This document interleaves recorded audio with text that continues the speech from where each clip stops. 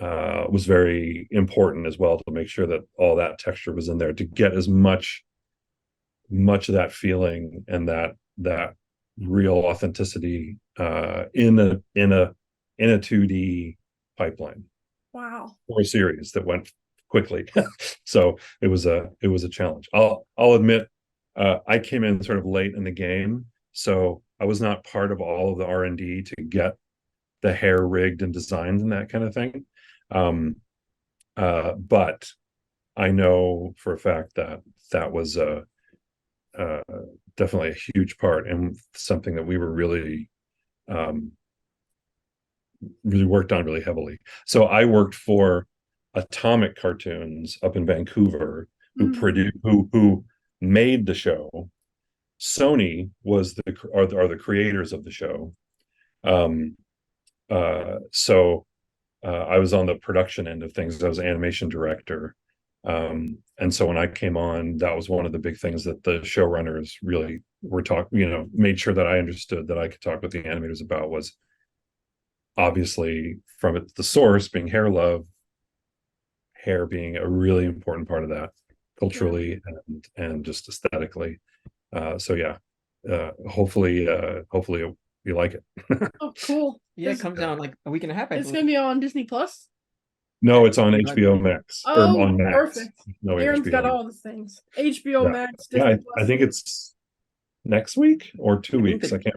the 20 21st, I something, I think. think. Yeah. Oh, Yeah, perfect. Yeah, we'll definitely yeah, tune in. But no, I saw a trailer looks really cool. yeah. It's a cool show. Another reason to use Aaron's HBO Max. Yeah. Actually I have another question. So I guess the last film you directed for Disney was Winnie the Pooh, obviously the last 2D animated film. So I guess guys kind of want to know the process of creating that film, also, keeping the film close to the established style. So Yeah. having the last hand-drawn film, I guess, was it? How did you feel kind of making that film? And afterwards, do you reflect upon anything from that as the last traditional 2D film Disney made? Well, we were hoping it wouldn't be the last Yeah, at the one, time, yeah. because Princess and the Frog had happened, and we were working on Pooh, and then the assumption was that we were going to keep doing both. So it was very odd once, a year or two passed after we were finished with Pooh, to think, I think Pooh might be the end for a while at least. Hopefully someday someone will make us not the last 2D movie at Disney, because that would be very sad. But I mean, now it's definitely an honor that we got to be. I mean, it's sort of a melancholy honor, Yeah. It's weird to think that I worked on the last 2D movie at Yeah. Disney Animation. That's just very strange. But it was a blast to make. It was so much fun, and myself and my co-director Don Hall, when we started working on it, um, we quickly realized this is really odd. It's so different from what we usually do at Disney Features, because it typically at Disney Features, the movies are either original ideas, or they might be based on a source material, but Yeah. it's the Disney version. So you're totally, you're pretty much creating a whole new thing. So with Winnie the Pooh, we weren't starting with a blank piece of paper or a blank computer screen. We were starting with films that had already been made. There was the A. Milne books, there were Yeah. the Ernest Shepard drawings, but of course there were the shorts that Disney did in the 60s and 70s. So we knew how the characters moved, how they spoke, what their personalities were, how they related to each other. You knew what the vibe of the Hundred Acre Wood is. So the cool thing was we could just start working. We could just start drawing, because you knew all the characters. So we just gathered our story team, and we just drew a lot of pictures, and just like, what if this, what if that. I'm gonna stick Winnie the Pooh in a honey, or a beehive or whatever, and just pinned them all up, and kind of developed the first pass of the story in a very kind of the old school way they used to do it, Yeah. which was pretty much just by drawings, and then you build a visual outline as opposed to a written outline, and that was really neat. No one set out to do that. It just sort of happened that way, and thankfully, at the time, John Lasseter was fine with us to develop it that way, and we really never had a script that anybody read to approve. We had an outline pitch that was some note cards and then a ton of drawings. And we honed that, and then we were told go make that. And then we just wrote and boarded it all ourselves off of that outline. The only reason we ever had a script was to type it up to record the actors so they had something to read. So very unorthodox way of working. I mean, maybe not historically for Disney, but for contemporary Disney, Yeah. totally everything's very script driven. And there's not a ton of kind of spitballing and making things up as you go like that. And having story artists just write their own material. So it was really cool that we got to do that. I mean, it was so much fun, and it just was a great energy and collaborative spirit. So that was really great. Hope that answered the question. I might have. Oh yeah, gotten 100%. Okay. No, that's really cool. No, but so yeah, then you worked Disney for a little bit. Actually, another question I have. So I guess you've done a lot of voice work in your past. You were a voice director too. Mm. Was voice acting kind of a thing that you kind of always like to do? You kind of just kind of fell into it, and eventually you were directing it. So Well, it's funny because I used to listen to, as the Disney kid that I was, that I explained to you earlier. I had tons of Disney story records that I would listen to in my room. I would listen to them when I was going to sleep. I would listen to them when I was drawing at my desk.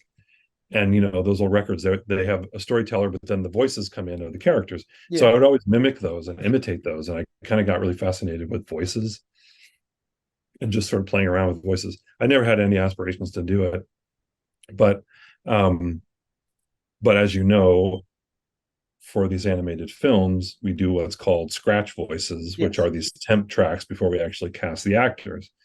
And it's always just us doing them. So that's what happened with Meet the Robinsons, is that I did a few of those voices. yeah, And so did all of our other story team, because you also develop a voice when you're pitching the storyboard. So a lot of times the director will go, "Oh, I liked your voice. Can you come down and do scratch for that?"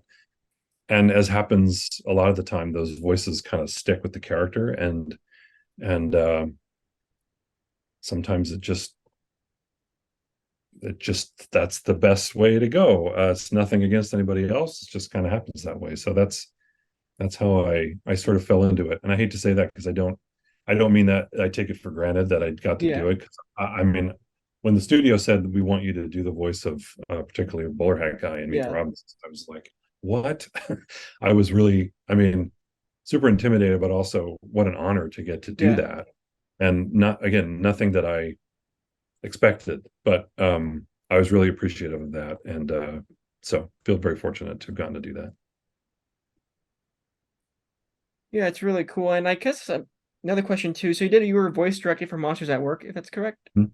Yeah, I was a supervising director on 5 of the 10 episodes for season 1, but then also in the role of supervising director, we also directed the actors. So yeah, Oh, that's and I directed cool. all the actors on the other films as well, on Pooh and on Meet the Robinsons. That's just kind of part of that Yeah, job. is it fun working with a bunch of voice actors? It's super fun. It's also intimidating. Yeah, because I To interviewed a few voice actors before.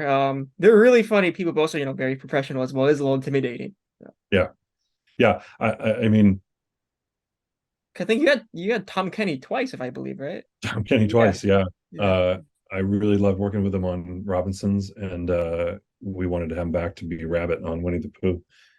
Um, yeah, I think part of for me the intimidation thing is being kind of naturally an introvert, and all those actors being very extroverted. Yeah. I just want to make sure that I give them the right energy that I need, and that I don't get kind of tripped up, or I don't clam up and kind of retreat, like Yeah, yeah. on an energy level, that I don't disappear, because I'm making sure, because I tend to do that. It's a personality weakness of mine, is sometimes if I'm with energy wise, if I'm with people that are really big, I tend to like clam up and get quiet. So for me, it's like making sure that I don't do that, making sure that I'm there, present, and making sure that I'm giving really clear, uh, being clear with them, but also keeping the environment open for them to play.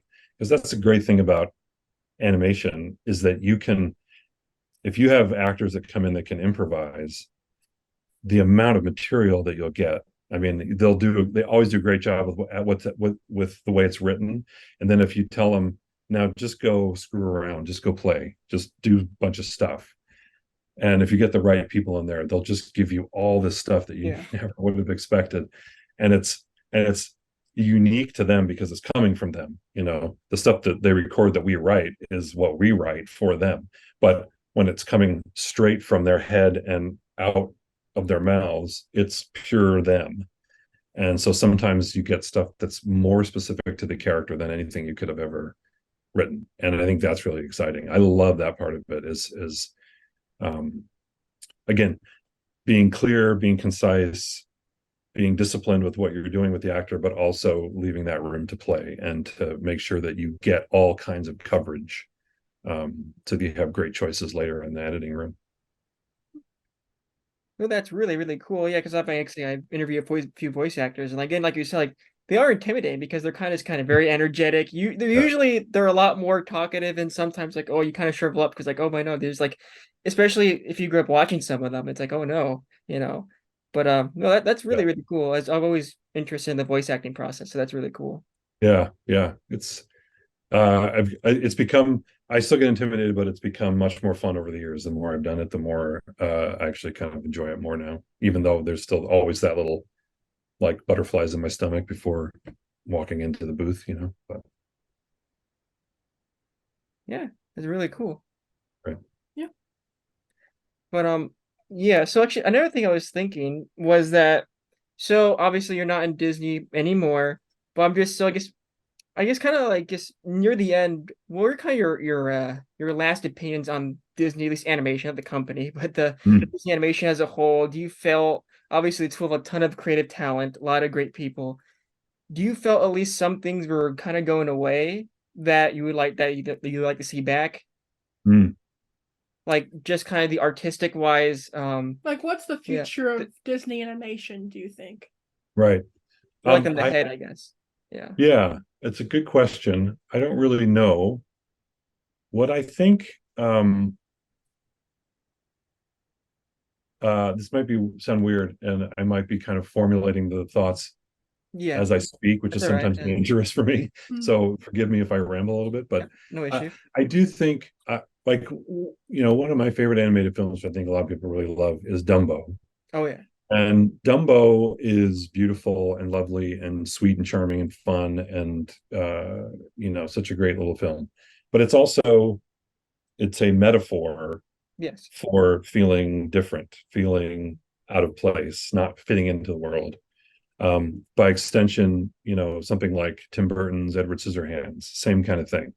Somebody who can't connect, someone who literally cannot touch other people, and who will always feel like an outsider. Those two films are, really speak. They're entertaining on their own, but they speak in metaphor. Those are